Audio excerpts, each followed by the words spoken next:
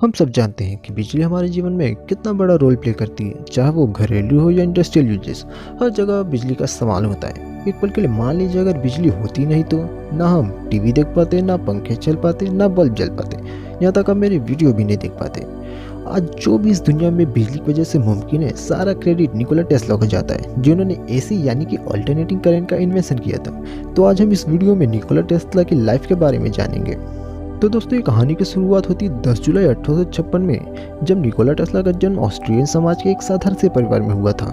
Nikola Tesla के पिता का नाम मिल्टन टेस्ला था, जो कि चर्च में एक प्रीस्ट थे, और उनकी मां का नाम डुक्का मेंडिका था, जो कि एक साधारण सी हाउसवाइफ थी। निकोला टेस्ला के एक भाई और 3 बहनें थीं। वैसे तो निकोला टेस्ला की मां ज़्यादा पढ़ी लिखी नहीं थी, लेकिन घर के छोटे मोटे उपकरणों को बनाने में उन्हें महारत हासिल थी, और उनकी यही खूबी निकोला टेस्ला को काफ़ी मोटिवेट और इंस्पायर करती थी। निकोला टेस्ला ने अपनी शुरुआती पढ़ाई अपने ही गांव के एक छोटे से स्कूल से की, और कुछ साल बाद 1862 में उनकी फैमिली गैस्विक नाम के एक शहर के पास जाके बस गई।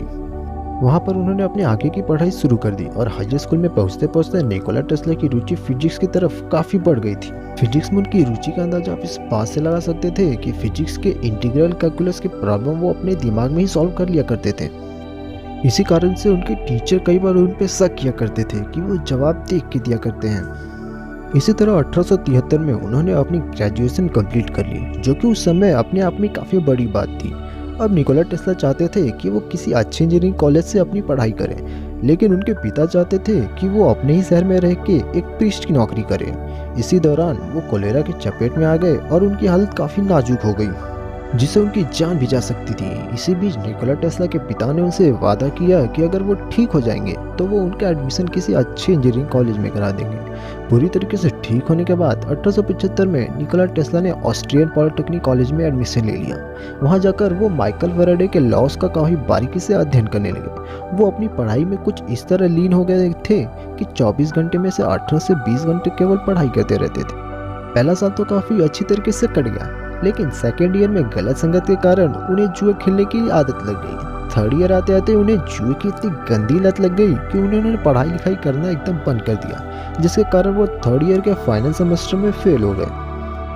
कई साल बीतने के बाद 1881 में निकोला टेस्ला बुडापेस्ट नामक एक जगह चले गए, जहाँ पर वो टेलीग्राफ ड्राफ्टमैन की नौकरी करने लगे।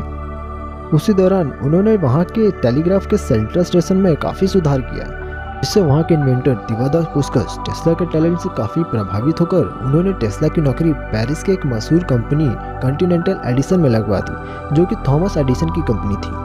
इस कंपनी में टेस्ला का काम था सिटी में डीसी यानी कि डायरेक्ट करंट पे चलने वाले लाइट सिस्टम को इंस्टॉल करना। लेकिन डीसी करंट का एक ड्रॉबैक था कि उससे ज़्यादा दूर तक सप्लाई नहीं किया जा सकता था, क्योंकि डिस्टेंस बढ़ने के साथ डीसी करंट में वोल्टेज ड्रॉप हो जाता था, जिससे एनर्जी की काफ़ी ज़्यादा बर्बादी होती थी।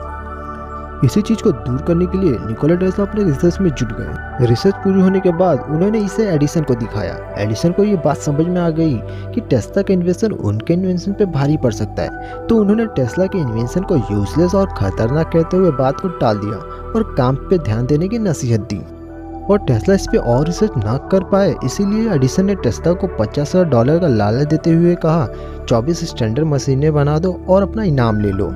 निकोला टेस्ला ने सारी मशीनें मात्र 6 महीने में पूरी करके एडिसन को सौंप दी।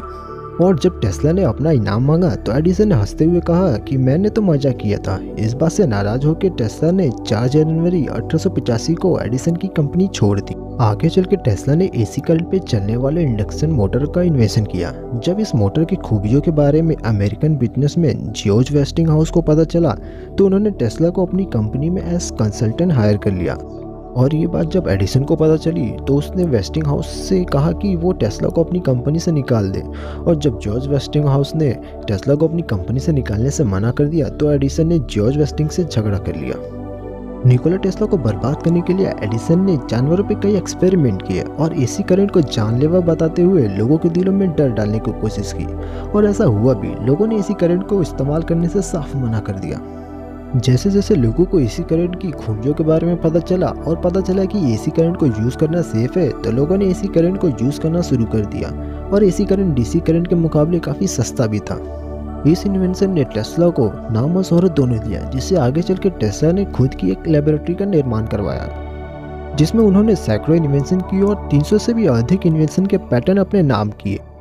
आखिर में 7 जनवरी 1943 को निकोला टेस्ला ने इस दुनिया को अलविदा कहा।